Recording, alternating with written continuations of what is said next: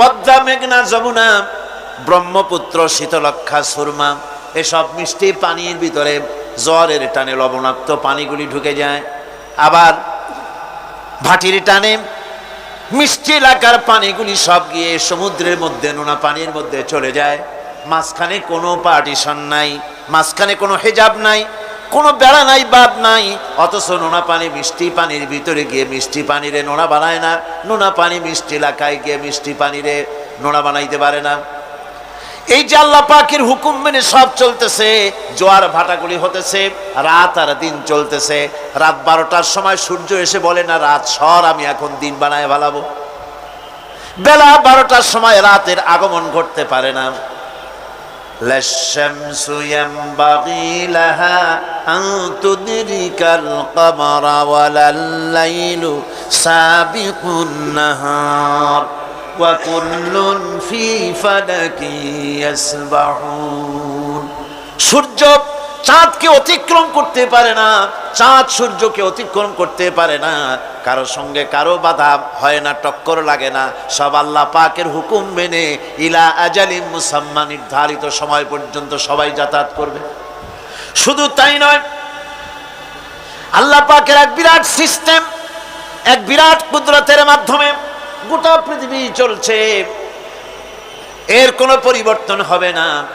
নারকেল গাছে কোনোদিন বেল হবে না, বেল গাছে কোনোদিন তাল হবে না, কাঁঠাল গাছে কোনোদিন খেজুর হবে না, আবার খেজুর গাছে কোনোদিন লিচু হবে না। হবে নাকি? ওয়ালান তাজিদা লিসুন্নাতিল্লাহি তাবদীলা। আমার প্রকৃতির আইনের মধ্যে, আমার ল অফ নেচারের ভেতরে কোনো পরিবর্তন হবে না। সবগুলি আমার আইন মানতে হবে। এখন হতে পারে এমন যে ব্যক্তি আল্লাহরে মানে না, ব্যক্তি বোঝেন না নাকি বোঝেন না, একটা মানুষ আল্লাহরে মানে না, ও না মানতে পারে। যে জিহ্বাটে দিয়া বলে দেয়ার ইজ নো গড, স্রষ্টা বলতে কেউ নাই, যে জিহ্বাটে দিয়া বলে সে জিহ্বা হুকুম মানে কার? আল্লাহ পাকের হুকুম মানে। কিরকম? জিহ্বার উপরে যদি তিতা রাখা আপনি বলেন তিতা থুইছি তাতে কি হয়েছে, খবরদার তিতার টেস্ট নিবি না,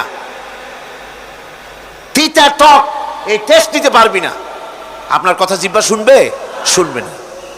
ওর উপরে যে নির্দেশটা আছে সেই নির্দেশ অনুযায়ী সে কাজ করবে। টয়লেটে গিয়ে আপনি না কেড়ে কবেন যে খবরদার, আমি একটা বিরাট অফিসার, অনেক টাকা পয়সার মালিক, অথবা বিরাট একটা মন্ত্রী টন্ত্রী কিছু একটা, সবাই আমার হুকুম মানে, তোকেও মানতে হবে, খবরদার দুর্গন্ধ যেন নাকের মধ্যে না ঢোকে। নাক আমি চাবি ধরতে পারবো না। শুনবে না কে? শুনবে।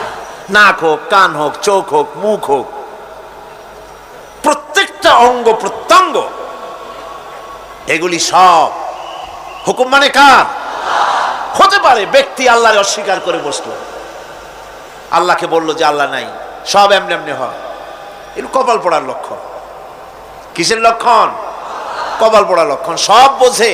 একটা মাইক দেখলে কয় যে না কেউ এটারে বানাইছে। এই যে একটা ভিডিও ক্যামেরা, এটারে কেউ দেখলে বলবে যে কয়েকজন আলেমে মিলে ফু দিছে আর অমনি একটা মাইক হয়ে কি বল ক্যামেরা হয়ে গেছে, বলবে কেউ? কোনো পাগলেও কবে? এই প্যান্ডেলটা দেখে কি মনে হবে?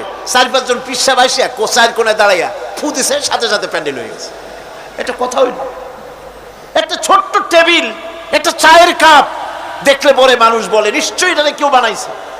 আজীব, এত বড় বিশাল আকাশ, এত সুন্দর জমিন, এত সুন্দর দেহ, এই মানুষ, গাছপালা, তরুলতা, কীট পতঙ্গ, পাহাড়, নদ নদী, এ সব কিছু দেখে কেবলমাত্র কপাল পোড়াই বলতে পারে যে কেউ নাই, এমনি এমনি হইছে। সৃষ্টি যদি স্রষ্টাকে চিনতে চায়, মানুষ যদি আল্লাহ রাব্বুল আলামিনকে জানতে চায়, চিনতে চায়, তার পদ্ধতি হচ্ছে তার সৃষ্টিকে জানা। তার সৃষ্টির মাধ্যমেই তাকে চেনা যাবে। আল্লাহ পাক বলেন আল্লাযীনা ইয়াযকুরুনাল্লাহা কিয়ামান ওয়া কুউদান ওয়া আলা জুনুবিহিম ওয়া ইয়াতাফাক্কারুনা ফী খালকিস সামাওয়াতি ওয়াল আরদ রব্বানা মা খালাকতা হাযা বাতিলা সুবহানাকা ফাকিনা আযাবান নার।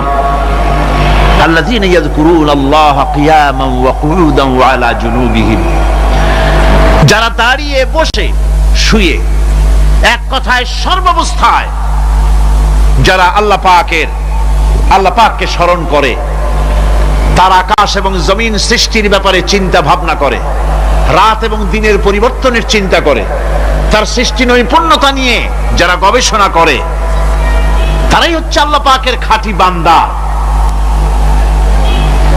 একজন সত্যানুসন্ধানী, চোখের সামনে যখন নিখিল বিশ্বের অনুপরমাণু থেকে শুরু করে সূর্য চন্দ্র গ্রহ নক্ষত্র বিশাল আকাশ পর্যন্ত, গাছপালা তরুলতা সমুদ্র মহাসমুদ্র পশু পক্ষী ইত্যাদি যখন তার নজরে পড়ে, তখন একজন সত্যের অনুসারী ব্যক্তি, একজন সত্যের অনুসন্ধানী ব্যক্তি তার মুখ থেকে বেসাক্তা স্বতঃস্ফূর্ত ভাবে নিজের অজান্তে মুখ থেকে যে শব্দটা বেরোয়, সে শব্দটা হচ্ছে আলহামদুলিল্লাহি রাব্বিল আলামিন। সমস্ত প্রশংসা হচ্ছে ওই আল্লাহ পাকের, যিনি এগুলিকে সৃষ্টি করেছেন। আর তিনি কোনো কিছু কি বেকার সৃষ্টি করেন নাই, খামোখা সৃষ্টি করেন নাই, প্রত্যেকটির পেছনে রয়েছে বিরাট বিরাট উদ্দেশ্য।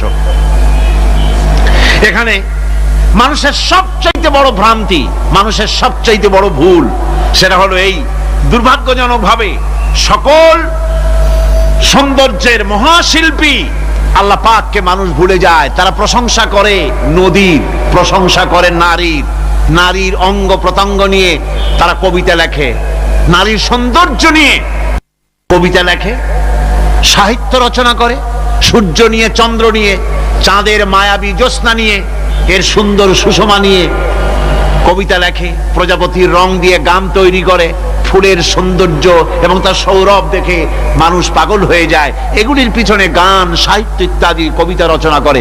কিন্তু এই সৌন্দর্য যিনি সৃষ্টি করেছেন সে আল্লাহ পাককে বেমালুম ভুলে যায়। সেই জন্যে স্রষ্টার প্রশংসা করতে হবে। আল্লাহ পাক শেখাচ্ছে, শুরুতেই শেখাচ্ছে আলহামদুলিল্লাহি রাব্বিল আলামিন। পড়েন সবাই আলহামদুলিল্লাহি রাব্বিল আলামিন। এখানে আল্লাহ প্রশংসা কার বলুন, কার? আল্লাহ নয়, আল্লাহ, আল্লাহ পাকের প্রশংসা। আল্লাহ হচ্ছে ইসমে জাত। আল্লাহ কি? ইসমে জাত। কোন ধরনের অনুবাদ দিয়ে আল্লাহ শব্দের ব্যাখ্যা বুঝানো যাবে না। আল্লাহ এটাকে যদি সৃষ্টিকর্তা লেখা হয় তাহলে আল্লাহ শব্দের হক আদায় হবে? সৃষ্টিকর্তা বলতে তো বুঝাই যায়, তা তো আছে খালেক, সৃষ্টিকর্তা না, সে নাম কি? খালেক। আল্লাহ এটাকে কোনো অনুবাদ দিয়ে সৃষ্টিকর্তা বলে বোঝানো যাবে না। আল্লাহ হচ্ছেন এমন, পৃথিবীতে যত ধর্মের লোকেরা তাদের স্রষ্টাকে ডাকে, কেউ বলে ভগবান, কেউ বলে ঈশ্বর, কেউ বলে পরমেশ্বর, কেউ বলে বিধাতা, কেউ বলে গড, কেউ বলে জিহোবা। বলেন এরকম? কথা না বললে বুঝি কি বলে? এর প্রত্যেকটি শব্দের প্রতিশব্দে স্ত্রীলিঙ্গে অন্য শব্দ আসবে। ভগবান বললে কি হবে? ভগবতী। ঈশ্বর বললে ঈশ্বরী। পরমেশ্বর বললে পরমেশ্বরী। বিধাতা বললে বিধাত্রী। গড বললে গডেজ আসবে। এখন গড আরো বেকায়দা। গডটারে যদি উল্টায় দেন এমন সর্বনাশ হবে যা বলার মতো না। আর এই শব্দ দিয়েও বোঝার উপায় নাই যে তারা কি বলতে চায়। শব্দকে খণ্ডিত যদি করা হয় তাও বোঝা যাবে না যে কি বলতে চায়। অথচ আল্লাহ পাক হচ্ছেন, আল্লাহ পাকের নাম হচ্ছে এমন একটি নাম, আমাকে যদি কেউ বলে যে অন্য কোনো ব্যাখ্যা চাই না, আল্লাহ দিয়ে আল্লাহরে বুঝায় দেন, তো আল্লাহ দিয়ে আল্লাহরে বুঝানো যাবে। এরকম কোরআনে কারিমের মধ্যে আল্লাহ আয়াতে কারিমা সেট করে রেখেছেন। সুবহানাল্লাহ। যদি আপনারা বলেন আমাকে যে আল্লাহ দিয়ে আল্লাহর পরিচয় করায় দেন, তো আমি বলবো আল্লাহ রাব্বুল আলামিন কোরআনে কারীমের মধ্যে বলেছেন আল্লাহু লা ইলাহা ইল্লা হুয়াল হাইয়ুল কাইয়্যুম। কোন সূরা আছে, কোন আয়াতে? আয়াতুল কুরসি।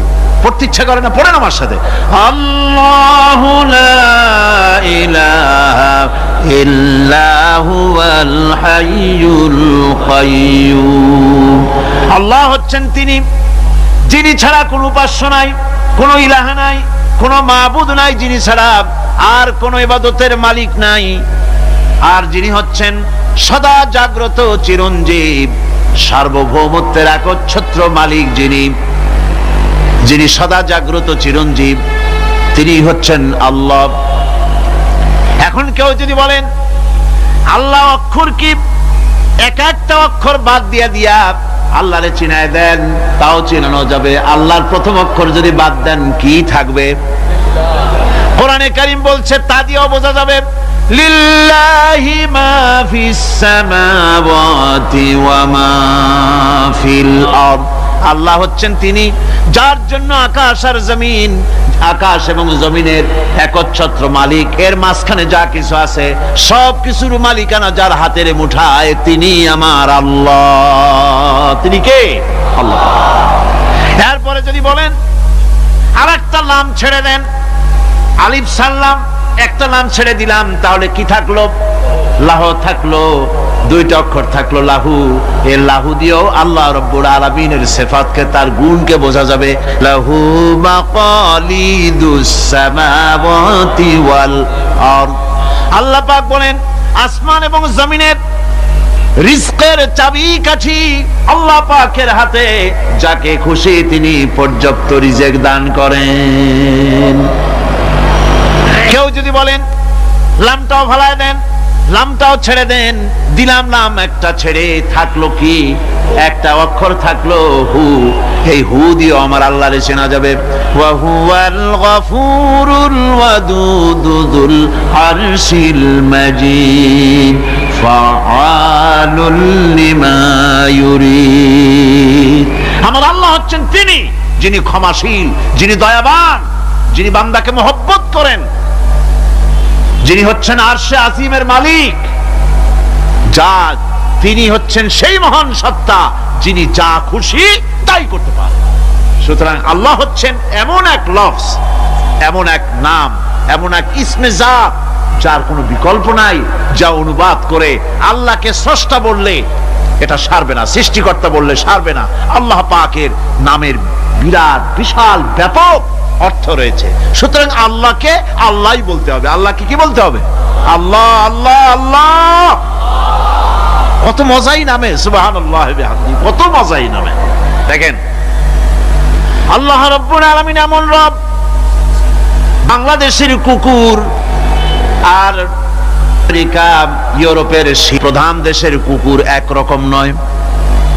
আমাদের দেশের পশু ইউরোপ আমেরিকা শীত প্রধান দেশের পশু একরকম নয়। তার কারণ হলো আমাদের দেশে শীত কম, নাতিশীতোষ্ণ অঞ্চলের মধ্যে খানিকটা পড়ে যায়। এখানে পশুদের গায়ে কম পশম থাকলে কোনো অসুবিধা নাই। ভেড়া, ঘোড়া, কুকুর, বন্য প্রাণীকে কেউ তো কম্বল দেয় না, ল্যাপ দেয় না, রাজাই দেয় না, খাতা দেয় না, চাদর দেয় না। আল্লাহ রাব্বুল আলামিন তিনি এমন রব, শীত প্রধান দেশের পশুদের গায়ে পশম দিয়া চিরস্থায়ী কম্বল জড়ায় দিয়েছেন।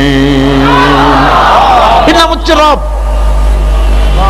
প্রতিপালনের পদ্ধতি কি সুন্দর করে তিনি প্রতিপালন করছেন, কি সুন্দর করে তিনি পশু পক্ষীগুলিকে তাদের আহার জোগাড় করছেন, প্রতিপালন করছেন। তিনি রব, মানুষকে সৃষ্টি করেছেন, আমাদেরকে সৃষ্টি করেছেন, সব চাইছেন। সুবহানাল্লাহ বিহামদিহি, সকল প্রয়োজন মিটিয়েছেন, একটা জিনিস বাদ রাখেন না। আমাদের মুখে দাঁতের দরকার ছিল, মায়ের পেট থেকে দাঁত নিয়ে আসিনি। মায়ের পেট থেকে আসার পরে আমাদের খাবারের দরকার ছিল। লক্ষ্য করেন রব কারে বলে, লক্ষ্য করুন। মায়ের পেটের মধ্যে যখন ছিলাম ওখানে কোনো রোগের জীবাণু ঢুকতে পারে নাই। ফি করারিম মাকিন, একটি সুরক্ষিত জায়গায় আল্লাহ রাব্বুল আলামিন বাচ্চাকে রেখেছেন, যেখানে কোনো সর্দি হবে না, জ্বর হবে না, সর্দি হবে না, ব্রঙ্কাইটিস হবে না, ডায়াবেটিস হবে না, প্রেসার হবে না।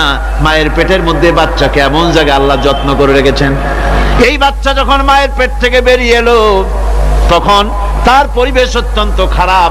এখানে পলিউশন আছে, এখানে কার্বন ডাই অক্সাইড আছে, এখানে বিষাক্ত হাওয়া আছে, এখানে দূষিত আবহাওয়া রয়েছে। প্রতি মুহূর্তে রোগ তাকে হামলা চালাতেছে। এই রোগের থেকে সে বাচ্চা বাঁচবে কি করে? এজন্য রব্বুল আলামিন তিনি এমন রব, মায়ের বুকের মধ্যে যে খাবার তৈরি করলেন বাচ্চার, ওই খাবারের মধ্যে বাচ্চার ওষুধ আল্লাহ পাক বানায়া দিলেন। মায়ের বুকের দুধ শুধু দুধ নয়, এটা ওষুধ। সুবহানাল্লাহ। এটা খাদ্য, এটা ওষুধ, এটা ভিটামিন, এটা ক্যালসিয়াম, এটা কার্বোহাইড্রেট, যা দরকার বাচ্চার জন্য সব আল্লাহ মায়ের দুধের মধ্যে দিয়ে দিলেন। যতক্ষণ বাচ্চা পেটে ছিল দুধ ছিল ঘন, যখন বাচ্চা মায়ের পেট থেকে বেরিয়ে এলো দুধটা হয়ে গেল পাতলা। এই পাতলা দুধটা খাবে, ওষুধ আছে এর মধ্যে, ভিটামিন আছে, খাইতে যেন বিস্বাদ না হয় একটু মিষ্টি দিয়ে দিলেন আল্লাহ, যাতে বাচ্চা মুখ ফিরায় না নেয়, সেজন্য খাইতে চায়। তারপরে যখন বাচ্চার হাড্ডি খেতে হবে, মাছ খেতে হবে, গোশত খেতে হবে, দুধের আর দরকার নাই। তার শরীরের ভিতরে রেজিস্ট্যান্স, রোগ প্রতিরোধক শক্তি তৈরি হয়েছে। এখন আরো ভালো খাবার দরকার। আল্লাহ রাব্বুল আলামিন মায়ের দুধকে শুকায় দিলেন, চুষলে আর পাওয়া যাবে না, দুধ শুকায় গেছে। এখন বাইরের খাবার খেতে হবে।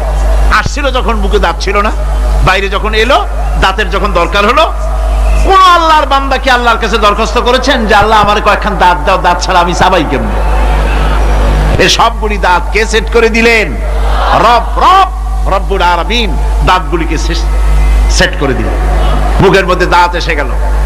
আল্লাহ রাব্বুল আলামিন শরীরটাকে সাজিয়ে গুছিয়ে, হিউম্যান বায়োলজি যাকে বলা হয়, এই শরীরকে যে সুন্দর করে আল্লাহ পাক তৈরি করলেন, বলে শেষ করা যাবে না কত সুন্দর করে আল্লাহ পাক বানিয়েছেন। আপনার মাথার ভিতরে সেল তৈরি করা হলো, ব্রেন তৈরি করা হলো। এই ব্রেনটা শুকনা জায়গায় রাখা হয় নাই। শুকনা জায়গার মধ্যে ব্রেনটা যদি থাকতো, নড়াচড়া করে আপনার ব্রেনের যে টেকনোলজি আল্লাহ পাক ইউজ করেছেন সেটা অসুবিধাগ্রস্ত হতো। এই জন্য ক্রিম যেভাবে পানির মধ্যে ভাসা থাকে, পানির মধ্যে ভাসমান ক্রিম মাখন যেভাবে রাখা হয়, সামান্য পানির মতো করে এর ভিতরে ব্রেনটাকে রাখা হয়েছে। এই ব্রেনের ভিতরে, ব্রেন হচ্ছে পৃথিবীতে কম্পিউটার, আজকের পৃথিবীর শ্রেষ্ঠ আবিষ্কার। কিন্তু মানুষের মাথায় যে কম্পিউটার আল্লাহ পাক দান করেছেন, এই কম্পিউটারের সামনে দুনিয়ার কম্পিউটার এতিম। এবার লন্ডন গিয়েছিলাম, প্রত্যেক বছর 1.5 মাস 2 মাস সময় পাই, কিন্তু আপনারা দোয়া করেছেন এখন পার্লামেন্টে সময় দিতে হয় বেশি। বিদেশের সফর কমে গিয়েছে। 10 দিনের জন্য গিয়েছিলাম। ওরা আমাকে একটা ডায়েরি দিল। সেই ডায়েরিটার ভিতরে ডিজিটাল ডায়েরি, এই ডায়েরির মধ্যে তারা বলল যে এরকম, এই যে কাগজটা আপনারা দেখতে পাচ্ছেন, এই রকমের কাগজের 10 লক্ষ পাতা লিখতে যত কাগজ লাগে, এরকমের 10 লক্ষ পাতার লেখা ছোট্ট এই ডায়েরিটার মধ্যে ঢুকাই দেওয়া যায়। 10,000 টেলিফোন নাম্বারের মেমোরিতে তুলে দেওয়া যায়। এটা হচ্ছে লেটেস্ট আবিষ্কার। কিন্তু আল্লাহ পাক মানুষের যে ব্রেনটা তৈরি করলেন, পৃথিবীতে যা আছে এ সব কিছু একটা মানুষের ব্রেনের মধ্যে, সমস্ত তত্ত্ব, সমস্ত ফ্যাক্টস মানুষের মেমোরির ভিতরে ঢুকাবার পরেও আরো লক্ষ লক্ষ জায়গা বাকি থেকে যাবে, শূন্য থেকে যাবে, যা পূরণ হওয়ার নয়। এত বিশাল মেমোরি আল্লাহ পাক তার মানুষের মাথার মধ্যে তৈরি করে দিয়েছেন। সুবহানাল্লাহ বিহামদি। দেখুন অবস্থাটা কি। আল্লাহ তার মানুষকে কিভাবে, রব কাকে বলে, রব কারে বলে, সুবহানাল্লাহ বিহামদি। চোখের সামনে রাস্তা দিয়ে চলতে গিয়ে চোখের সামনে সাপ দেখলেন, চোখ দেখার কাজ করেছে। চোখ কি করেছে? দেখার কাজ করেছে। এখন কি করবেন? চোখ কিন্তু দেখে বসে থাকে নাই, চোখ দেখা মাত্রই ট্রান্সমিট করেছে ব্রেনকে। ব্রেন সাথে সাথে অ্যাকশন নিতে বলেছে হাতকে আর পাওকে। হাতে লাঠি থাকলে পিটাও, লাঠি না থাকলে পাকে বলেছে দৌড় মারো। এই যে সাপ দেখলো, চোখ চোখ এটাকে পাঠাই দিল ব্রেনকে, ব্রেন পাঠাই দিল অ্যাকশনে হাতে আর পায়ে। এতে কিন্তু 1 সেকেন্ড সময় লাগে নাই, 1 সেকেন্ডের কয়েক লক্ষ ভাগের 1 ভাগের ভিতরেই মানুষ অ্যাকশনে এসে গিয়েছে। সুবহানাল্লাহ। এর নাম হচ্ছে রব। এর নাম কি? তার অফুরন্ত সৃষ্টি, অফুরন্ত সৃষ্টি। মানুষের হার্ট তৈরি করেছেন, চোখ তৈরি করেছেন। চোখে কিন্তু আমরা নেগেটিভ দেখি। চোখে আমরা কি দেখি? নেগেটিভ দেখি। এই নেগেটিভটা চোখ ক্যাচ করে ব্রেনের ভিতর থেকে পজিটিভ হয়ে কে বের করে দেয়? সুবহানাল্লাহ বিহামদি। কানে অসংখ্য শব্দ শুনি, কিন্তু কোন শব্দ তো জড়ায় যায় না। অসংখ্য শব্দ আমরা শুনি, যেমন রেডিও। রেডিও ঘুরাচ্ছেন, 9 ব্যান্ড রেডিও অথবা এর থেকেও বেশি ব্যান্ডওয়ালা রেডিও। আপনি যখন ঘুরাচ্ছেন কোন সেন্টার ধরার জন্য, অনেক সময় 4-5টা সেন্টার জড়ায় যায় না? জড়ায় কিনা? 4-5টা সেন্টার জড়ায় যায়, সর্বনাশ হয়ে যায়, কোনটা থেকে কোনটা শুনবে। তো এইরকম করে আপনার কানের ভিতরে শব্দগুলি সব জড়াইয়া পাকাইয়া আপনার কানের মধ্যে একটা বিশ্রী আওয়াজ সৃষ্টি করে দিতে পারত। কে? স্তরে স্তরে শব্দগুলিকে শোনার ব্যবস্থা করেছে। আপনার জিহ্বার ভিতরে হাজারো রকমের স্বাদ গ্রহণ করার জন্য একটা জিহ্বায় এতগুলি টেস্ট নেওয়ার ক্ষমতা কে তৈরি করে দিলেন? আল্লাহ রাব্বুল আলামিন। সুবহানাল্লাহ বিহামদি। তিনি হচ্ছেন রব, যিনি মানুষের প্রতিপালন সৃষ্টি করেন এবং প্রতিপালন করেন, এমনি এমনি ছেড়ে দেন। এরপরে মানুষের সব প্রয়োজন তিনি মিটিয়েছেন। মানুষের জীবন ধারণের জন্য সব থেকে বড় প্রয়োজন পানি। সবচেয়ে বড় প্রয়োজন কি? পানি। জোরে কোন কি? পানি। জীবনের জন্য পানি এবং আর্দ্রতা, এই দুটি জিনিস অপরিহার্য, এছাড়া জীবন বাঁচবে না। আমরা দেখতে পাই সমুদ্র ভরা পানি মজুদ আছে। লক্ষ্য করেন, সমুদ্র ভরা পানি মজুদ আছে, নদী খাল বিল ভরা পানি মজুদ আছে, কিন্তু এটাই তো যথেষ্ট নয়। রব হচ্ছেন তিনি, যিনি এই বিশাল বিশাল পানির মজুদ থেকে বাতাসকে যিনি বলেন, যিনি প্রতিনিয়ত বাষ্পীয় আকারে পানিগুলিকে সমুদ্র থেকে উত্থিত করেন, পানিগুলিকে উত্থিত করেন মহাকাশী। আল্লাহ পাক বলেন, আল্লাহুল্লাযী আরসালার রিয়াহা ফাতুসিরু সাহাবা। বাষ্প হয়ে পানিগুলি আকাশে উত্থিত হয় এবং মহাকাশে যাওয়ার পর এই পানিগুলি, লবণাক্ত পানিগুলি আল্লাহর মেশিনে সেগুলি মিষ্টি হয়ে যায়। জোরে কোন সুবহানাল্লাহ। পানিগুলি মিষ্টি হয়ে গেল।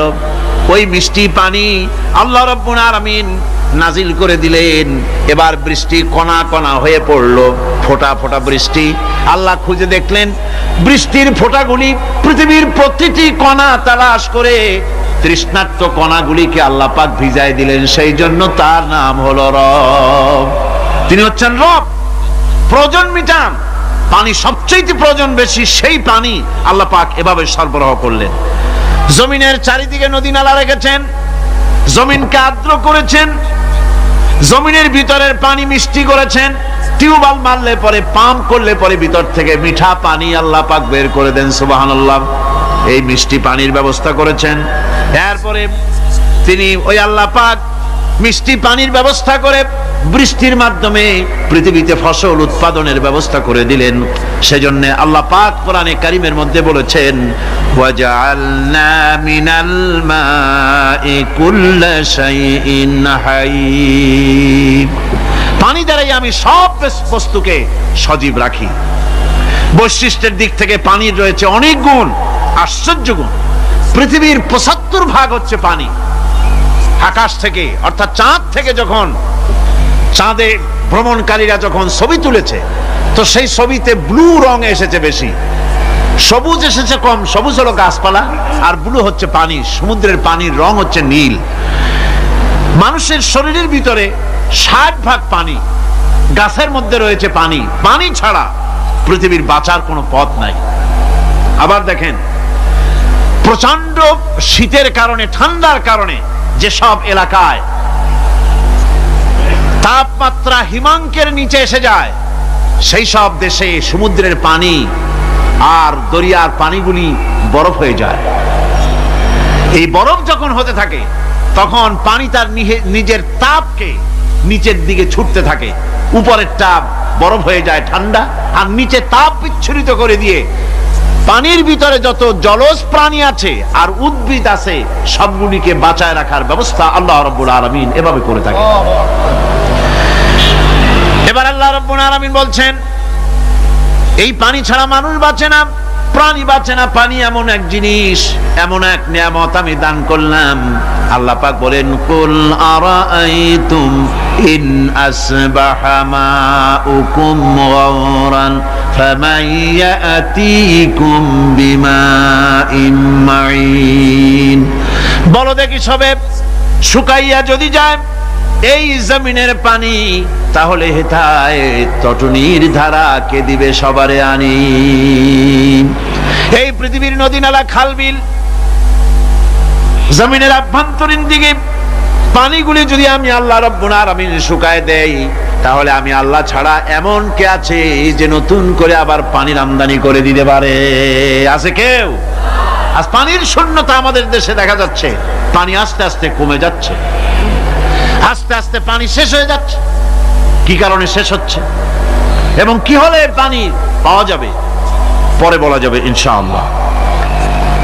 তো জীবন ধারণের জন্য যেমন পানির প্রয়োজন, জীবন ধারণের জন্য তেমন বাতাসেরও প্রয়োজন। পানি ছাড়া তো কিছু সময় চলতে পারে, পানি এবং খাদ্য ছাড়া কিছু সময় চলতে পারে, কিন্তু বাতাস ছাড়া তো এক মুহূর্ত চলে না, ঠিক কিনা? বুঝেন কিনা কথা? বাতাস ছাড়া এক মুহূর্ত চলতে পারে না। অথচ আল্লাহ রাব্বুল আলামিন এই বাতাস দিয়ে গোটা আকাশকে, শূন্য জায়গাগুলি বাতাস দিয়ে ভরে রেখেছেন, যাতে করে কারো বাতাসের কোনো অসুবিধা না হয়, শ্বাস করতে কোনো কষ্ট না হয়। প্রাণী জগৎকে বাতাস দিয়ে বাঁচিয়ে রাখার জন্য আল্লাহ পাক মহাশূন্যকে এভাবে সব এলাকা বাতাস দিয়ে ভরে রেখেছেন। এই জন্য তার নাম হচ্ছে রব। এটাই হচ্ছে রুবুবিয়তের নমুনা। আমার ভাইয়েরা, আল্লাহ রাব্বুল আলামিন পানি দিলেন, বাতাস দিলেন, খাদ্যের ব্যবস্থা করে দিলেন। শস্য শ্যামল এলাকায় আল্লাহ পাক সব জায়গাগুলিতে শস্য শ্যামল হোক অথবা উষর ধূসর মরুভূমি হোক, সারা পৃথিবী জুড়ে আল্লাহ রাব্বুল আলামিন খাবারের দস্তরখান বিছায় রেখেছেন। ওয়ামা মিন দাব্বাতিন ফিল আরদি ইল্লা আলাল্লাহি রিজকুহা। এই পৃথিবীর বুকে এমন কোন বিচরণশীল জীব নাই যেই জীবের রিজকের দায়িত্ব আমি আল্লাহ আমার নিজ হাতে গ্রহণ করি নাই। জোরে বলেন সুবহানাল্লাহ। সব রিজেক আমি ছড়ায় রেখেছি বিশ্ব জুড়ে সর্বত্র। আল্লাহ পাক বলছেন, فَلْيَنْظُرِ الْإِنسَانُ إِلَى طَعَامِهِ أَنَّا صَبَبْنَا الْمَاءَ صَبًّا ثُمَّ شَقَقْنَا الْأَرْضَ شَقًّا فَأَنبَتْنَا فِيهَا حَبًّا। আল্লাহ পাক বলছেন, মানুষের উচিত নিজ খাদ্যাদির দিকে লক্ষ্য করা, নিজের খাদ্যের দিকে লক্ষ্য করা। যেহেতু এই খাদ্য প্রতিদিন তার সামনে আসে, এদিকে তার লক্ষ্য করা উচিত। আমি কিভাবে, আমি প্রথমে জমিনের উপরে পানি বর্ষণ করি, পরে জমিনকে দীর্ণ বিদীর্ণ করি, এরপরে জমিনের ভিতরে উর্বরা শক্তি আমি দান করি। কে বলতেছেন এ কথা? আল্লাহ পাক বলছেন। এরপরে আমি নানান জাতের ফসল ফলন তোমাদের জন্য আমি দান করে দেই। খাদ্যের দিকে নজর করতেই জন্য আল্লাহ পাক বলেছেন, মানুষ চতুর্দিক থেকে তো চোখ ফিরাতে পারে, মুখ ফিরাতে পারে, কিন্তু খাদ্যের দিকে তার নজর করতেই হয়। সকালে, দুপুরে, বিকালে, রাত্রে সব সময় তার সামনে খাবার আছে। আল্লাহ পাক বলেন, খাবারের দিকে একটু নজর করো, কেমন ভাবে কি সুন্দর করে খাবারগুলি তৈরি করে দিয়েছি, শুরু কিভাবে হলো, পরিপক্ক কিভাবে হলো, সেদিকে তোমরা লক্ষ্য করো। সে লক্ষ্য তো করা নাই, সমানে খায়, বিসমিল্লাহ বলে না, আলহামদুলিল্লাহ বলে না, পাইকারি দরে খাইতেই থাকে। আল্লাহ পাক বলছেন, খাদ্যাদির দিকে লক্ষ্য করো। এই যে চাউল তোমরা খাচ্ছ, আটা খাচ্ছ, গম খাচ্ছ, মাছ খাচ্ছ, গোশ খাচ্ছ, তামাম পৃথিবীর সমস্ত বিজ্ঞানীরা একত্রিত হয়ে একটা চাউল বানাইতে পারবে? জোরে কোন পারবে না? পারবে, পারবে প্লাস্টিকের চাউল আর কলেরা হয়ে মরবে। পৃথিবীর সমস্ত বিজ্ঞানীরা একটি চাউল বানাতে পারবে না, একটা ডিম বানাতে পারবে না। পারবে একটা বানাতে? পারবে না। বিজ্ঞানীদের প্রশংসা আমরা করি, হ্যাঁ করি, বিজ্ঞানীরা অনেক কিছু বিশ্বকে উপহার দিয়েছে, কিন্তু মূল রবের কাছে আমরা যাই না, তাকে চিনতেও পারি না, সেখানে যাই না। বিজ্ঞানীরা কি করেছে? আল্লাহর বানানো জিনিসগুলি তারা ডিজাইন করেছে। ডিজাইন করতে তো নিষেধ নাই, আর ডিজাইন করাই যায়, সৃষ্টি করতে পারে না। বিজ্ঞানীরা সৃষ্টি করে নাই, ডিজাইন করেছে। কিরকম? আল্লাহ পাক চাউল তৈরি করেছেন। চাউল তৈরি করেছে কে? বলেন না সবাই। এখন আপনারা সেই চাউল দিয়ে পিঠা বানান, পায়েস বানান, সেই চাউল দিয়ে পিঠা, আরো কি যেন খায় চট্টগ্রামে, রস দিয়া, ওটাকে কি কয়? দই পিঠা নাকি? ধোঁয়া পিঠা। তো এইভাবে করে আপনি ডিজাইন তৈরি করছেন। আটা দিচ্ছে, আল্লাহ পাক আটা তৈরি করেছেন, গম দিয়েছেন, এই আটা দিয়ে গোলগোল্লা তৈরি হচ্ছে, এর দ্বারা রুটি তৈরি হচ্ছে, এর দ্বারা অসংখ্য রকমের সিমাই টিমাই ইত্যাদি দিয়ে, লাচ্ছা সিমাই, নানান রকমের সিমাই আপনি ডিজাইন করেন, অসুবিধা নাই। আল্লাহর তৈরি করা কাঠ দিয়ে ফার্নিচার তৈরি হচ্ছে, টেবিল হচ্ছে, গোষ্ঠী শুদ্ধ হচ্ছে।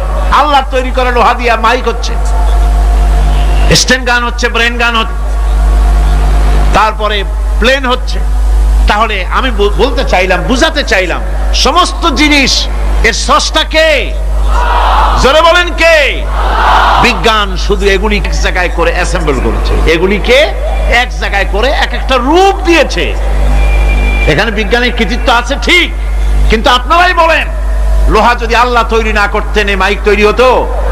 রাইফেল তৈরি হতো? আর রাইফেল যদি নাই হতো, তাহলে কারাগারের বন্দীগুলো মারতেন কি দিয়া? রাইফেল যদি না হতো, যুদ্ধ করতেন কি দিয়ে? ঠিক কিনা? যত মারামারি ইত্যাদি যা কিছু হচ্ছে, তো শুধু মারামারির জন্যই তো আল্লাহ লোহা বানান নাই। লোহার সবচেয়ে বড় প্রয়োজন হচ্ছে জমিন কর্ষণ করা, জমিন চাষ করা। এই জমিন চাষের জন্য লাঙ্গল দরকার, শাবল দরকার, খন্তা দরকার, কোদাল দরকার। এই লোহার দাম কেউ আল্লাহ পাক এত লোহা বেশি দিয়েছেন, যার জন্য লোহার দাম কম। সোনা কম দিয়েছেন, যেহেতু সোনার প্রয়োজনীয়তা কম, লোহার প্রয়োজনীয়তা বেশি, এই জন্য লোহা বেশি দিয়েছেন, দামটা কমে গেছে, যার জন্য আপনার আমার জন্য কিনে ব্যবহারটা সহজ হয়েছে। কথা ঠিক কিনা? বন্ধুগণ, আল্লাহ রাব্বুল আলামিন এইভাবে করে মানুষের রুবুবিয়াতটা, আল্লাহ পাকের রুবুবিয়াত হচ্ছে এই, তিনি মানুষকে সুন্দর করে সৃষ্টি করে যা কিছু প্রয়োজন সবকিছু খাওয়াচ্ছেন, দিচ্ছেন। সে আল্লাহ পাক প্রশ্ন করছেন, কুল মান ইয়ারযুকুকুম মিনাস সামাই ওয়াল আরদ أَمَّنْ يَمْلِكُ السَّمْعَ وَالْأَبْصَارَ وَمَنْ يَخْرُجُ الْحَيَّ مِنَ الْمَيِّتِ وَيُخْرِجُ الْمَيِّتَ مِنَ الْحَيِّ। আকাশের প্রশস্ত বুক থেকে এবং জমিনের এই প্রশস্ত বুক থেকে কে রিজিক, তোমাদের খাদ্য কে উৎপাদন করে? কে নির্জীব থেকে সজীবকে বের করেন, আর কে সজীবকে নির্জীবে পরিণত করেন? তিনি কে? তিনি হচ্ছেন আল্লাহ পাক। আল্লাহ পাক বলছেন, এই প্রশ্ন যদি তাদেরকে করা হয় তো তারা কি বলবে? আল্লাহ পাক বলেন, ওয়ামান ইউদাব্বিরুল আমরা ফাসায়াকুলুনাল্লাহ ফাকুল আফালা তাত্তাকুন। হে নবী, এদেরকে প্রশ্ন করুন। এদেরকে যদি প্রশ্ন করা হয় এই পৃথিবীর সুন্দর পরিচালনা পদ্ধতি কে করেন, তাহলে তারা এক কথায় বলবে, নিজের থেকেই বলবে আল্লাহ। কে করছেন সবকিছু? আল্লাহ। আল্লাহ পাক বলেন, নবী তাহলে তাদেরকে বলেন, এ কথা জানার পর, এ কথা বোঝার পরেও কেন তারা ঔদাসীন্যতা দেখাচ্ছে, কেন তারা গাফিল হয়ে যাচ্ছে, কেন তারা আল্লাহ পাককে ভয় করে তার পথের অনুসারী হচ্ছে না? যে আল্লাহ রাব্বুল আলামিন এত কিছু করছেন, তিনি তার পরিচয় সম্পর্কে বলে দিচ্ছেন, ফাযালিকুমুল্লাহু রাব্বুকুমুল হক ফামাযা বা'দাল হক ইল্লাদ দালাল। নিশ্চয়ই এসবের মূলে রয়েছেন তোমাদের রব, আমাদের আল্লাহ, আমাদের রব।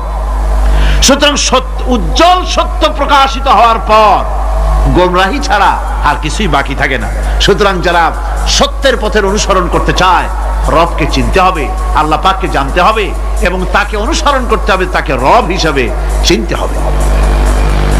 আমার বন্ধুগণ, এটা হচ্ছে সেই রুবুবিয়াত ইলাহি যার দিকে হযরত মুসা আলাইহিস সালাম ইঙ্গিত করেছিলেন ফিরআউন যখন তাকে প্রশ্ন করেছিলেন, ফামান রাব্বুকুমা ইয়া মুসা, হে মুসা তোমাদের দুজনের রব কে? তোমাদের রব, তোমাদের প্রভু কে? তিনি জবাব দিলেন, রব্বুনাল্লাযী আ'তা কুল্লা শাইইন খালকাহু সুম্মা হাদা। রব হচ্ছেন আমাদের তিনি, যিনি নাকি আমাদের প্রতিপালক, আমাদেরকে সৃষ্টি করেছেন এবং আমাদেরকে হেদায়েত দিয়েছেন, সঠিক পথের দিশা দিয়েছেন।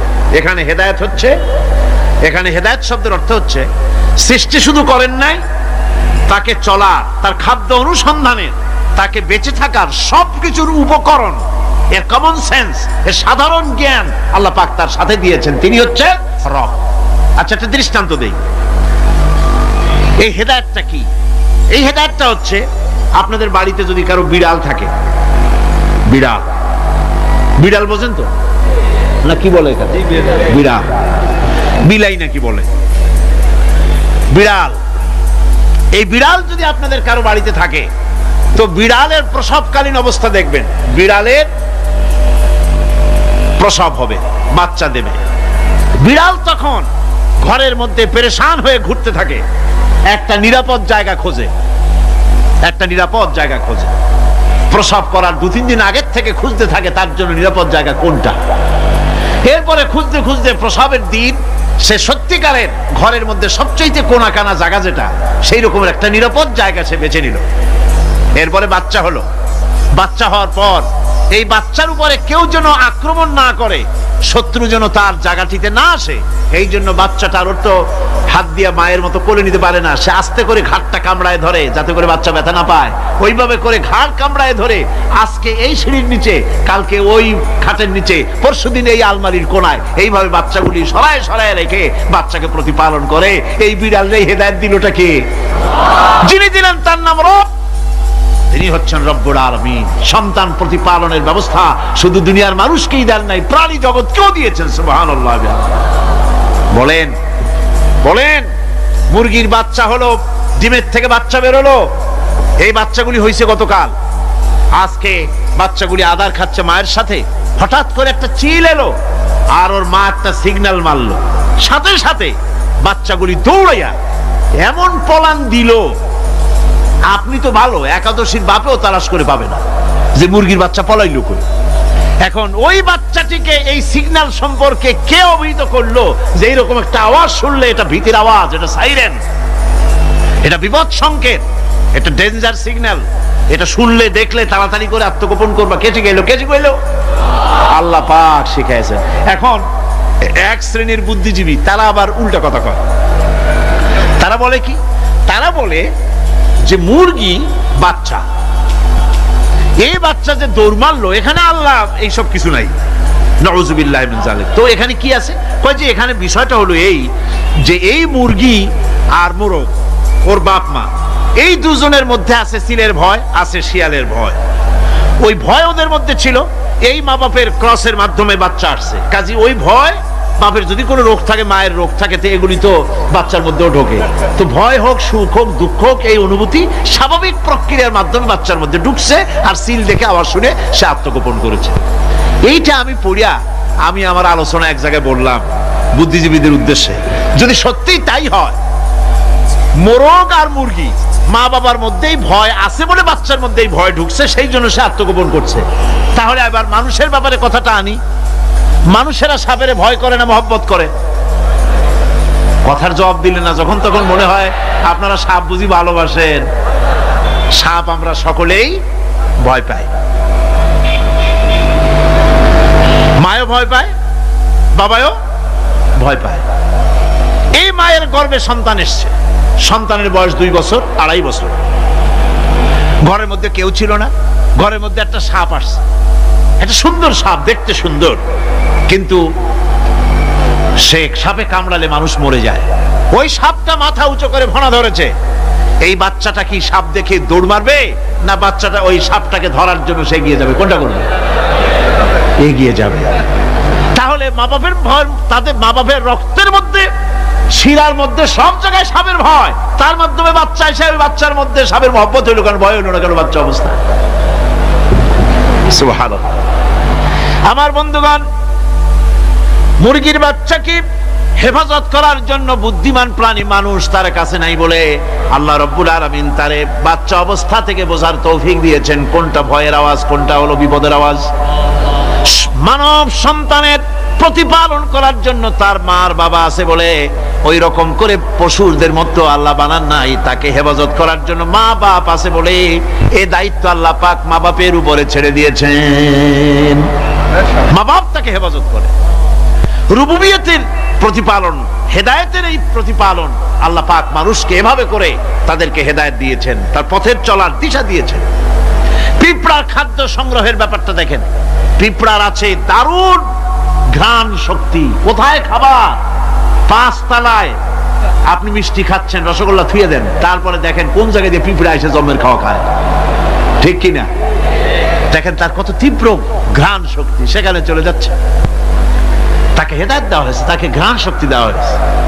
চিল, শকুন, ঈগল কোথায় থাকে বুঝেন না? মহাশূন্যে 3 থেকে 3.5 মাইল উপরে শকুন, বাজ, ঈগল উঠতে থাকে। খাবে কি? ওখানে তো তার খাবার ছড়ানো নেই। আল্লাহ হচ্ছেন এমন রব, আমাদের স্রষ্টা হচ্ছেন এমন রব, যিনি ওই চিল, বাজ আর শকুন মহাশূন্যে যেগুলি উড়ে বেড়ায় ওদেরকে আল্লাহ পাক এমন তীব্র দৃষ্টি শক্তি দান করেছেন, 3 মাইল উপর থেকেও ছাগল মুরগি মরা দেখলে ওখান থেকে এসে ঝাঁপায়ে পড়ে তা খেতে পারবে। তাকে দেওয়া হচ্ছে দৃষ্টি শক্তি।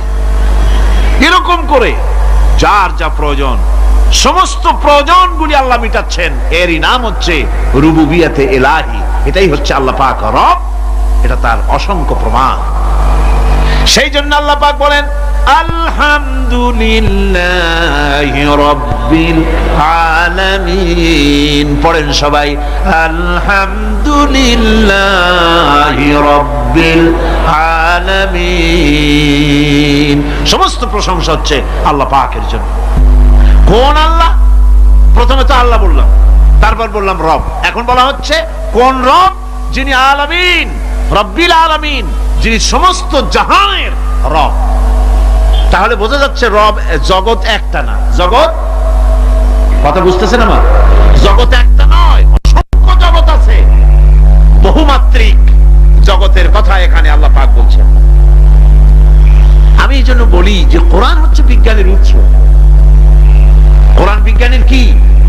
বিজ্ঞানের আবিষ্কার যত বাড়বে, বিজ্ঞান চিরটা কাল কোরআনের কাছে ভিক্ষার হাত দিয়ে এতিমের মতো দাঁড়ায় থাকবে কিয়ামত পর্যন্ত।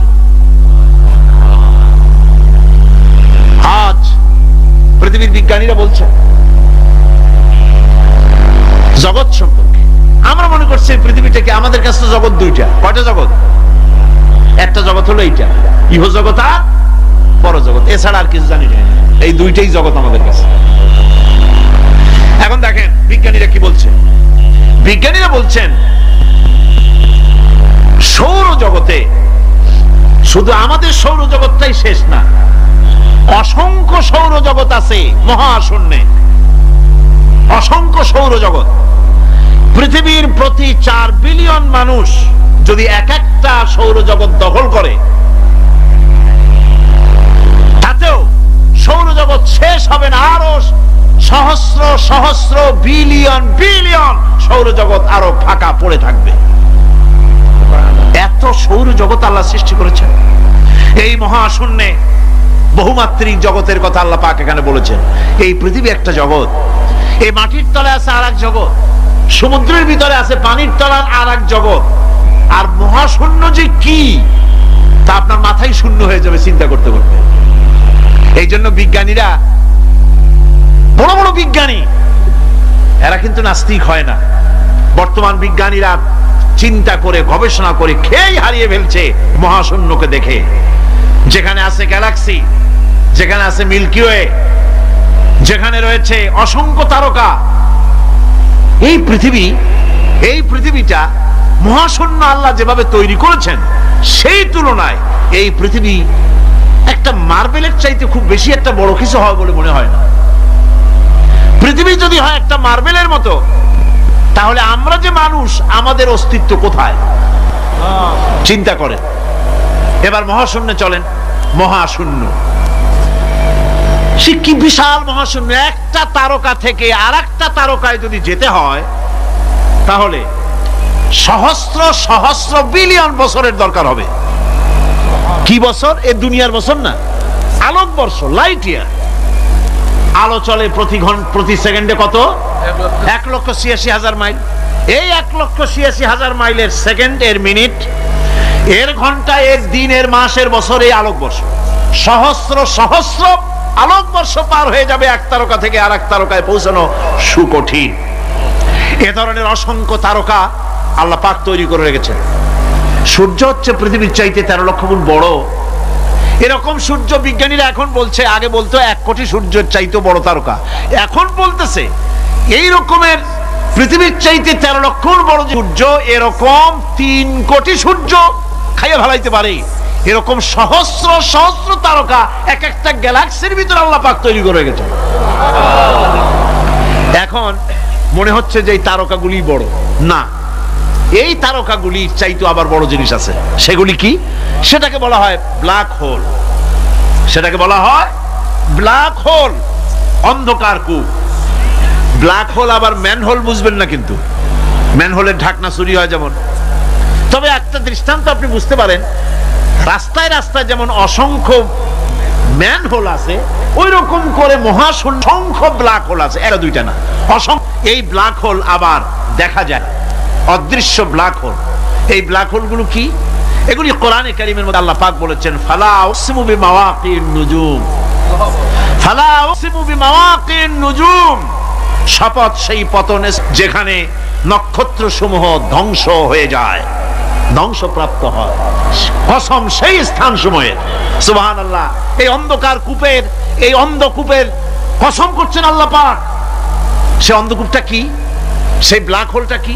সেই ব্ল্যাক হোল হচ্ছে ওই যে তারকার কথা বললাম যে সূর্য খাইতে পারে, 3 কোটি সূর্য খাইতে পারে, এই রকমের তারকাগুলি ঘুরতে ঘুরতে কোনো এক কারণে যখন সে ব্ল্যাক হোলের রেঞ্জের মধ্যে এসে যায়, তখন ব্ল্যাক হোল ওকে এমন ভাবে চুষে হজম করে ফেলে যেমন বাচ্চা চকলেট চুষা খাইয়া ফেলায়। এইরকম ব্ল্যাক হোলগুলি অত বড় তারকাগুলি খাইয়া চুষা শেষ করে ফেলে দেয়। সুবহানাল্লাহ বিহামদিহি। বিজ্ঞানীরা বলেছেন আমাদের এই পৃথিবীটা, আল্লাহ না করুন কখনো, আমাদের এই পৃথিবীটা যদি কোনো ব্ল্যাক হোলের আওতায় পড়ে, ওর রেঞ্জে আসে, তাহলে মাত্র 2 সেন্টিমিটারের মধ্যে পৃথিবীটা তার ঘনত্ব লাভ করে এর মধ্যে অদৃশ্য হয়ে যাবে, হারায় যাবে, অস্তিত্ব থাকবে না।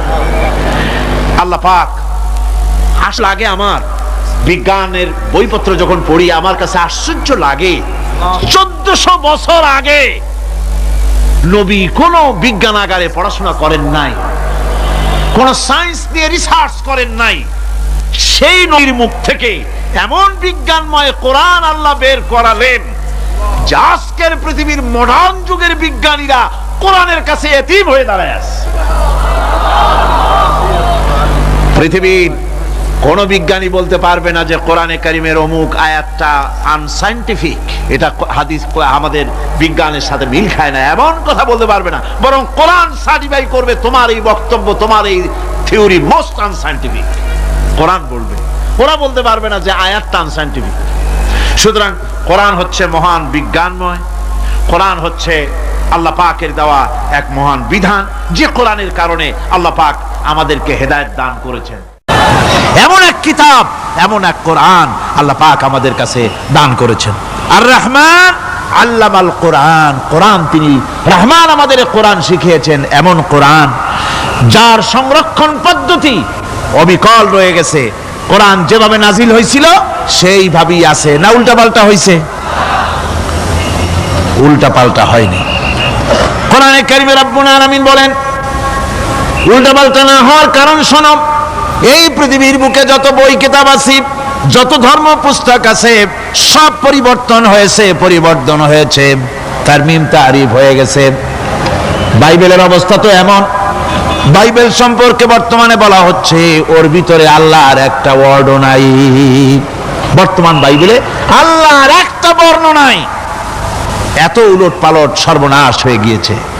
এখন তারা মুসলমানদেরকে গ্রহণযোগ্য করাবার জন্য দেখুন, ষড়যন্ত্র একরকম না, হাজারো রকমের ষড়যন্ত্র। তারা তাদের বাইবেলের মধ্যে এখন লিখতেছে আয়াত নম্বর এত, আগে লিখত পদাবলী, এত নম্বর পদ, এত নম্বর পদাবলী, এভাবে লিখত। এখন লিখতেছে আয়াত নম্বর অত, আগে লিখত সদা প্রভু, এখন লেখে আল্লাহ তাআলা খোদা বন্ধ। আখিরাত, রিসালাত, নবুয়ত, এই সব কথাগুলি, ইসলামের মূল পরিভাষাগুলি তারা গ্রহণ করে মুসলমানদেরকে বিভ্রান্ত করার চেষ্টা করে।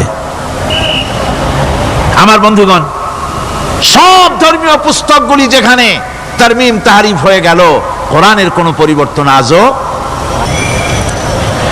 কোরআন নাজিল হচ্ছে, রাসূল করিম বুখারী শরীফে এসেছে, প্রতি রমজান মোবারকে হযরতে জিবরাইল আসতেন, হুজুরকে বলতেন, হুজুর আপনি তেলাওয়াত করেন, আমি শুনি, যতটুক নাজিল হয়েছে পড়েন। হুজুর পড়তেন, জিবরাইল শুনতেন, আবার জিবরাইল পড়তেন, হুজুর শুনতেন। এমনি করে করে যে বছর হুজুর ইন্তেকাল করবেন, হুজুরের জীবনের শেষ রমজান মোবারকে কোরআন নাজিল পরিপূর্ণ হয়ে গেছে।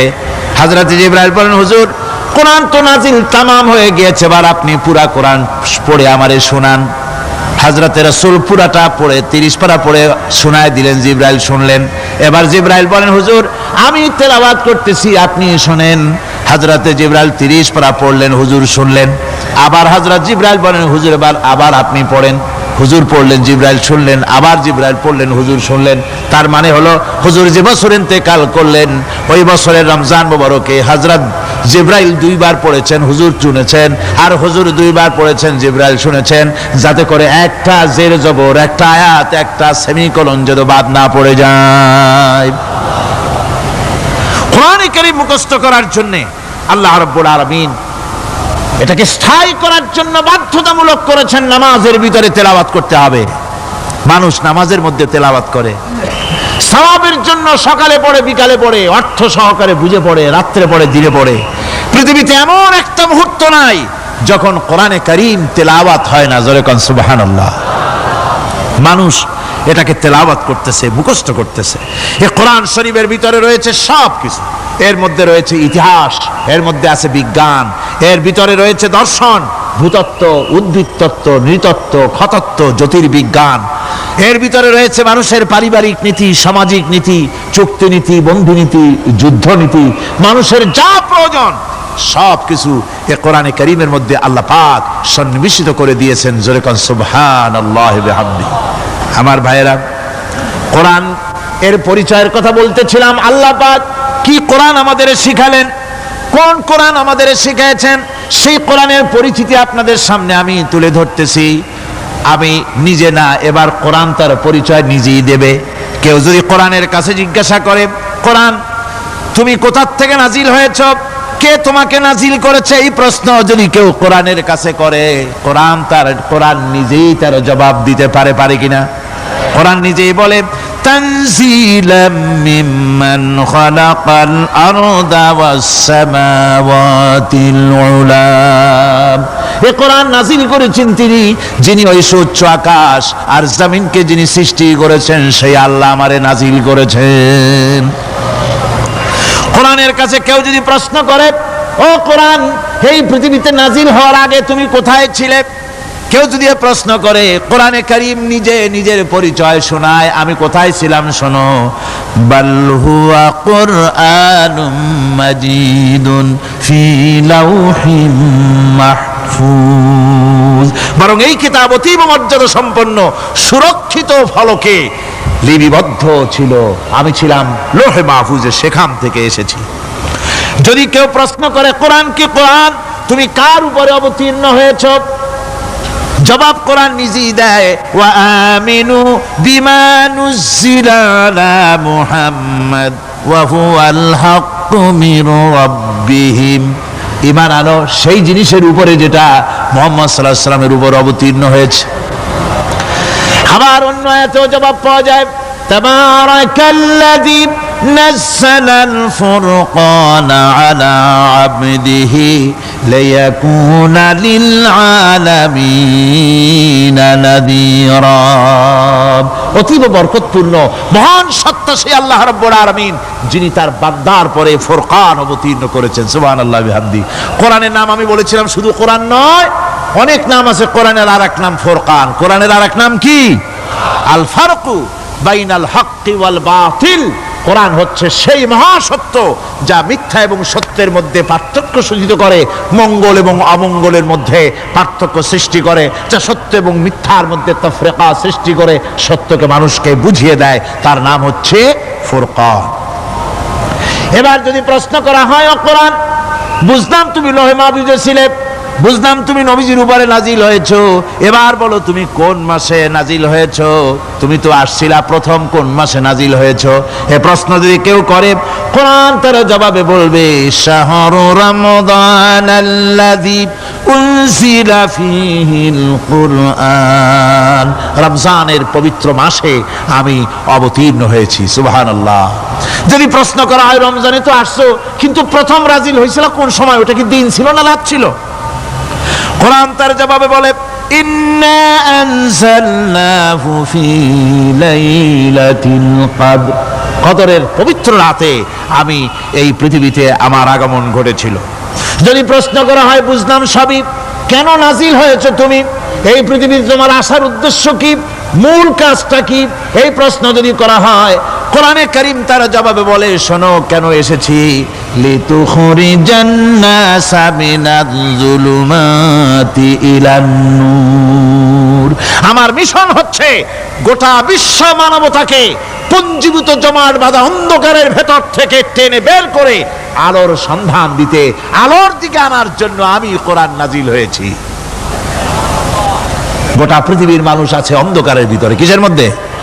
অন্ধকার কি? অন্ধকার হচ্ছে পুঁজিবাদ, অন্ধকার সমাজতন্ত্র, অন্ধকার ধর্ম নিরপেক্ষতাবাদ, অন্ধকার জাতীয়তাবাদ। মানুষের তৈরি করা যত মতবাদ সব কি? জোরে কোন, সবগুলি কি? অন্ধকার। আজকে আসার সময় দেখলাম দেওয়ালে লেখা, সমাজতন্ত্র আমরা প্রতিষ্ঠা করে ছাড়বো। চিন্তা করলাম, যারা লিখছেন তারা কি পাগল না ছাগল? কি আশ্চর্য কথা! যেই মতবাদ পৃথিবীর মাটি থেকে যে জন্মগ্রহণ করেছে, এই মতবাদ সেই দেশের লোকেরা ঝাঁটা মেরে তাদের দেশ থেকে বিদায় করে দিল, তাদের কাছ থেকে কোদাল হাতি বিদায় করে দিল, পতাকা ছিন্ন ভিন্ন করে জুতার তলে শেষ করে দিল। তৈরি করা শত সহস্র বিলিয়ন বইগুলি আগুন জ্বালিয়ে দিল। আর বাংলাদেশের কিছু ছাগল সমাজতন্ত্র এখন টিকে রাখবো। এটা মাথা খারাপ, পাগল না মাথা গোল বুঝতে পারছি না। আমার বন্ধুগণ, এগুলি সব অন্ধকার। এই অন্ধকারের ভেতর থেকে মানুষগুলিকে টেনে আনবে কোরআন কিসের দিকে? আলোর দিকে। এবার যদি প্রশ্ন করা হয়, বুঝলাম তুমি অন্ধকার থেকে আলোর দিকে নিয়ে আসবে, আলোর দিকে আসলে পরে ফায়দাটা কি হবে? মূল ফায়দাটা বুঝায় দাও, আসল ফায়দা কি হবে তোমারে যদি মানি? কোরআন তার জবাব দেয়, নিজের পরিচয় নিজে তুলে ধরে, ফামান তাবিআ হুদায়া ফালা খাউফুন আলাইহিম ওয়ালা হুম ইয়াহজানুন। এই কোরআনকে যদি মেনে চলো, এই কোরআনের আইন যদি মানো, সমাজে মানো, ব্যক্তিতে মানো, পরিবারে মানে, রাষ্ট্রে মানো, জীবনের সব ক্ষেত্রে সমস্ত জায়গায় যদি এই কোরআনকে মেনে চলো, ফালা খাউফুন আলাইহিম, তাহলে তোমাদের কোনো ভয় থাকবে না, ওয়ালা হুম ইয়াহজানুন, কোনো চিন্তাও থাকবে না। কিসের ভয় থাকবে না? কোরআনের আইন মেনে যদি চলো সমাজে ও রাষ্ট্রে, চুরির ভয়, ডাকাতির ভয়, জিনার ভয়, হত্যার ভয়, সন্ত্রাসের ভয়, কোনো ভয় থাকবে না। ওয়ালা হুম ইয়াহজানুন, চিন্তাও থাকবে না। খাওয়া পড়া, শিক্ষা, চিকিৎসা, বাসস্থান, এগুলির কোনো চিন্তা থাকবে না। কোরআনের সমাজে সব কিছুর গ্যারান্টি দেওয়া হবে, সবগুলি পেয়ে যাবে। এখন যদি আবার প্রশ্ন করা হয়, কোরআন বুঝলাম তোমারে মানলে পরে সব ফায়দা হবে, তাহলে এবার জবাব দাও, তোমার ভিতরে কি রাজনীতি আছে নাকি? আমি তো মানুষ, আমার রাজনীতি করা লাগে। Man is social animal. আমরা তো জঙ্গলের পশু নই, আমরা তো মানুষ। আমাদের সমাজ আছে, আমাদের পৌর নির্বাচন আছে, আমাদের জাতীয় নির্বাচন আছে, আমাদের কলকারখানা আছে, জমিন আছে, আমাদের রাজনীতি, অর্থনীতি, সমাজনীতি আছে, পারিবারিক নীতি আছে, অনেক নিয়ম মালা আছে, নিয়ম নীতি আছে।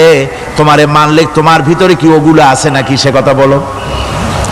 কোরআন তার জবাবে বলে, وَنَزَّلْنَا عَلَيْكَ الْكِتَابَ تِبْيَانًا لِكُلِّ شَيْءٍ وَهُدًى وَرَحْمَةً وَبُشْرَى لِلْمُسْلِمِينَ।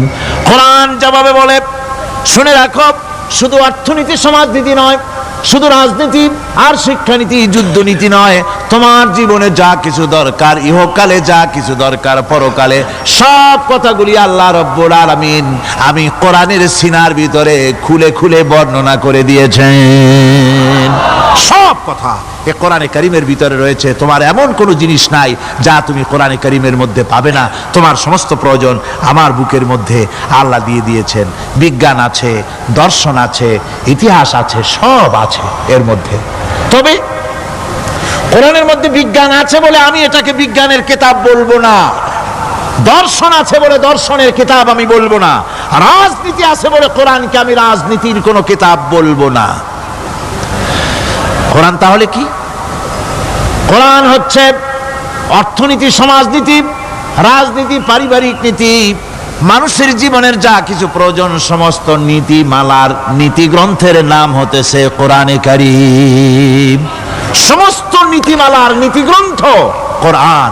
এখানে রয়েছে সব কিছুর উৎস, যেটা গ্রহণ করলে পরে মানুষ আরামে থাকতে পারবে। অমুসলিম নাগরিক বৃন্দ তাদের নাগরিক মর্যাদা পাবে। মুসলমান, কৃষক, নারী, চিকিৎসা, কৃষিবিদ, সাধারণ মানুষ, রং, বর্ণ, ভাষা নির্বিশেষে গোটা মানব সভ্যতা আরামে বাস করতে পারবে। পশু পাখিও আরামে থাকবে, গাছপালাও আরামে থাকবে, যেহেতু নির্দেশ হয়েছে বিনা প্রয়োজনে গাছের পাতাটিও ছিঁড় না। ربنا ظلمنا أنفسنا وإن لم تغفر لنا وترحمنا لنكونن من الخاسرين ربنا لا تزغ قلوبنا بعد إذ هديتنا وهب لنا من لدنك رحمة إنك أنت الوهاب। أي الله تعالى হাজার হাজার মুসলমান নরনারী ঠান্ডাকে উপেক্ষা করে তোমার দ্বীনের কথা শোনার জন্য, কোরআনে কারীমের কথা শোনার জন্য এই মাঠে এসে হাজির হয়েছে। আল্লাহ তুমি দয়া করে মেহেরবানি করে আলোচনার সওয়াবটুকু হুজুরে পুরনূর সাল্লাল্লাহু আলাইহি সাল্লামের রূহ মোবারকে পৌঁছে দাও। রব্বুল আলামিন, আমাদের মধ্য থেকে যাদের মা বাপ দুনিয়া থেকে জনমের মতো বিদায় হয়ে গেছে, আল্লাহ কবরে যদি আযাব থাকে দয়া করে আযাব মাফ করে দাও। আল্লাহ আমাদের মা বাপের উপরে তোমার রহমত নাজিল করো। রব্বিরহামহুমা কামা রব্বায়ানি সগীরা, রব্বিরহামহুমা কামা রব্বায়ানি সগীরা। হে আল্লাহ রব্বুল আলামিন, এই মাহফিলে যত লোক আছি আমরা, কার কোন ব্যাধি আছে, রোগ আছে, আমরা তুমি ভালো করে জানো। আমাদের প্রত্যেকের ব্যাধিকে তুমি শিফায়ে আজলা দান করে দাও।